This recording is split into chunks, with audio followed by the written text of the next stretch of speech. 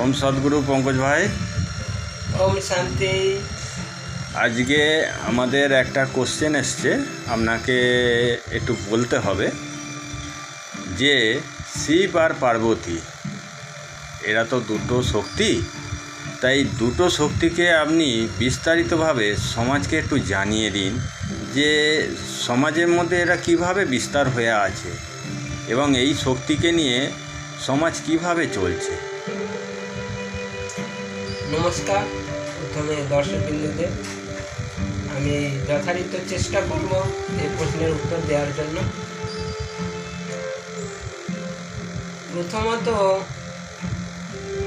অনেক সময় আমরা তো শিবকেই ভালোভাবে চিনি না, তারপরে হচ্ছে পার্বতী। শিবকে চিনতে পারলে তাহলে পার্বতীকে চিনতে পারব। এই জন্য দুটো জায়গায় একটা সেই ধোঁয়াশার মতো হয়ে আছে। তো আমি চেষ্টা করব কিছুটা ক্লিয়ার করার জন্য।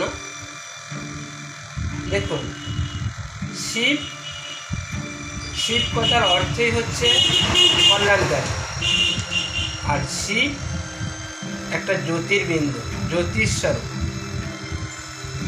তো তার সাথে পার্বতী যে সম্বন্ধ, এটা একটা যাকে বলা যায় মধুময়, যাকে বলা যায় মধুরতার একটা সৃষ্টি রাখে।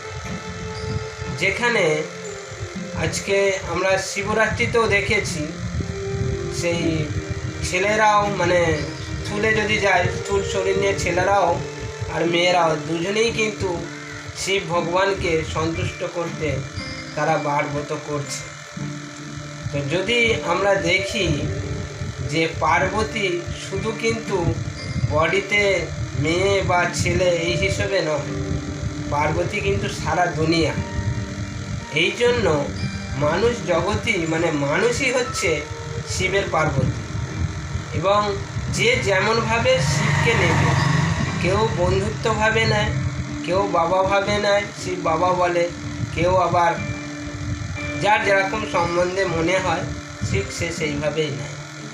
এই জন্য শিবকে চেনাটা হচ্ছে খুব একটা বড় পরিচয়ের ব্যাপার আছে। যদি শিবকে ঠিকমতো জানতে পারি, তবেই কিন্তু আমরা পার্বতী হয়ে তার সাথে আমাদের পুরো জীবনটাই কাটাতে পারি।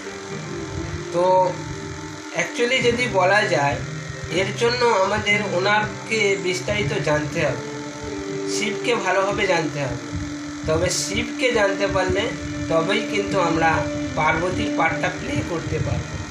তো বেশ কিছু লোক আছে যারা চেষ্টা করছে পার্বতী হয়ে শিবের সাথে সম্বন্ধ জুড়ে থাকা। তো চলতে দেখাও যাচ্ছে, কিন্তু খুব অল্প, একদম অল্প বলা যায়। যদি পৃথিবীতে আজকে 800-850 কোটি মানুষকে দেখে থাকি, তার মধ্যে গুটি কয় শিবকে চিনে তার পার্বতী হয়ে সম্বন্ধ চলছে। তো আশা করি কিছুটা হলেও আমি চেষ্টা করেছি আপনাদের প্রশ্নের উত্তর দেওয়ার। আশা করি আপনারা এই প্রশ্নের উত্তর পেয়ে সন্তুষ্ট হবেন।